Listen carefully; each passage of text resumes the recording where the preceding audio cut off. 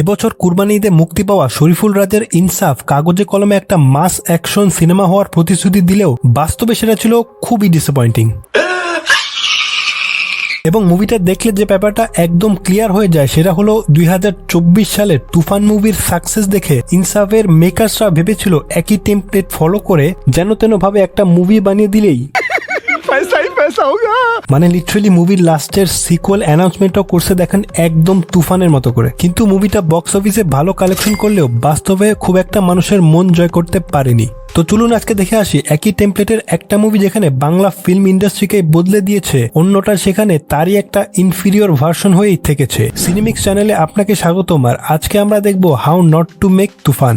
দুইটা মুভির মধ্যে প্রথমেই যে তফাৎ লক্ষ্য করা যায় সেটা হলো মুভি দুটোর মধ্যে কালার গ্রেডিং। তুফানের কালার গ্রেডিং ছিল অসাধারণ এবং ইনডোর আউটডোর প্রত্যেকটা সিনে ছিল কনসিস্টেন্ট, কিন্তু অন্যদিকে ইনসাফের কালার গ্রেডিং ছিল এক একটা সিনে এক এক রকম। কিছু সিনে মনে হয় কালার গ্রেডিং অনেক বেশি করে ফেলেছে, আবার কিছু সিন দেখলে মনে হয় আমি নাটক দেখছি।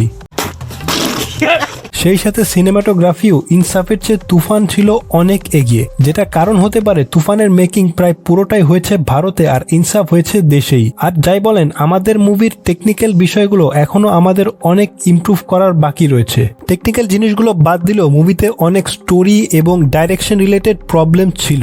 ইনসাফের খারাপ হওয়ার পেছনে এর পরের কারণ বোঝার জন্য আপনাকে বুঝতে হবে ফিল্ম মেকিং এর সবচেয়ে বড় নিয়মগুলোর মধ্যে একটা, যেটা হলো শো ডোন্ট টেল। মানে যদি আপনি অডিয়েন্সকে কোনো ক্যারেক্টার বা কোনো ঘটনাকে নিয়ে কিছু বোঝাতে চান তাহলে সেটা মুখে বলে দেওয়া যাবে না, বরং এমন একটা সিন তৈরি করতে হবে যাতে দর্শক নিজের মাথায় সেই তথ্যটা নিজে থেকেই অনুভব করে বুঝে নেয়। আই প্রমিস আমি ইনসাফে ফিরে আসবো, কিন্তু তার আগে শো ডোন্ট টেলের একটা এক্সাম্পল দেখা যাক যাতে আপনারা ভালো করে বুঝতে পারেন। যেমন আমির খানের দাঙ্গাল মুভির শুরুতে ডিরেক্টর দেখাতে চেয়েছিল একসময় আমির খান কত বড় একজন রেসলার ছিল, যেটাকে কিন্তু খুব সহজেই ভয়েস ওভারের মাধ্যমে দেখানো যেত, কিন্তু বেশি ইম্প্যাক্ট ক্রিয়েট করার জন্য সেটাকে ভয়েস ওভার বা ডায়লগের মাধ্যমে না দেখিয়ে একটা রেসলিং ম্যাচের মাধ্যমে দেখানোর ফলে এই ন্যাশনাল চ্যাম্পিয়নের ডায়লগের মধ্যে আপনা আপনি একটা ওয়েট চলে আসে।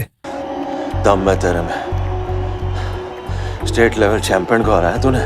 তো এখন আপনি ভাবছেন এর সাথে ইনসাফের কি সম্পর্ক? এই জিনিসটা বোঝার জন্য আমরা তুফান আর ইনসাফ মুভির শুরুর কিছু অংশ দেখি, যেখানে মূলত মেইন ক্যারেক্টারকে ইন্ট্রোডিউস করা হয়েছে দুই মুভিতেই। তুফানের ইন্ট্রো তো সবার মনে আছে, শাকিব খানকে দেখতে পাই আমরা একটা পার্টিতে, সেখানকার মানুষ তাকে অপমান করায়, সে মাথা নিচু করে বাইরে চলে যায়, কিন্তু সিংহ এক পা পেছায় কিন্তু ঝাঁপ দেওয়ার জন্য। শাকিব খানও তেমনি বাইরে গিয়ে গাড়ি থেকে একটা মেশিন গান নিয়ে এসে সবার ওপর চালাতে শুরু করে। এই ছোট্ট একটা সিন দিয়েই তুফানের ক্যারেক্টার খুব ভালোভাবে এস্টাবলিশ করা হয়েছে।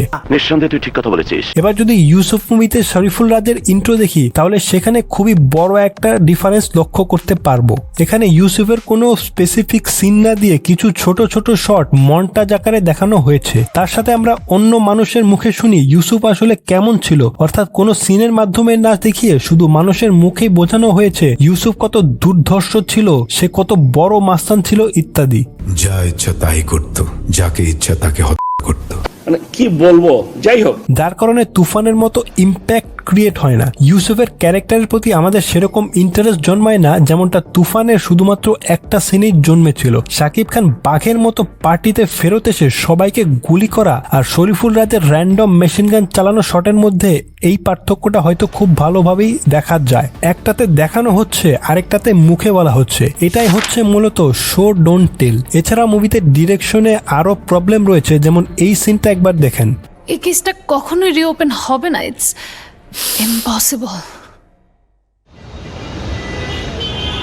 এইটা কি ছিল রে ভাই? মানে কথার মাঝখানে একদম র্যান্ডমলি একটা ট্রানজিশন দিয়ে 4 মাসের একটা টাইম জাম্প। মানে আগের যে সিনটা সেটার কোনো কনক্লুশন না দিয়ে নিয়ে যাওয়া হচ্ছে পরের সিনে, যেটা একদমই সিনেম্যাটিক মনে হয় না। তারপর আবার পরের যে সিনটা রয়েছে সেখানে নতুন একটা ক্যারেক্টার মুশারফ করিমকে দেখানো হয়েছে, সে একটা হাসপাতালে হামলা চালাচ্ছে, যার ফলে ইউসুফ আর জাহানের মধ্যে যে বিল্ড আপ আমরা এতক্ষণ দেখলাম সেটা একদম কিন্তু মাটি হয়ে গেল।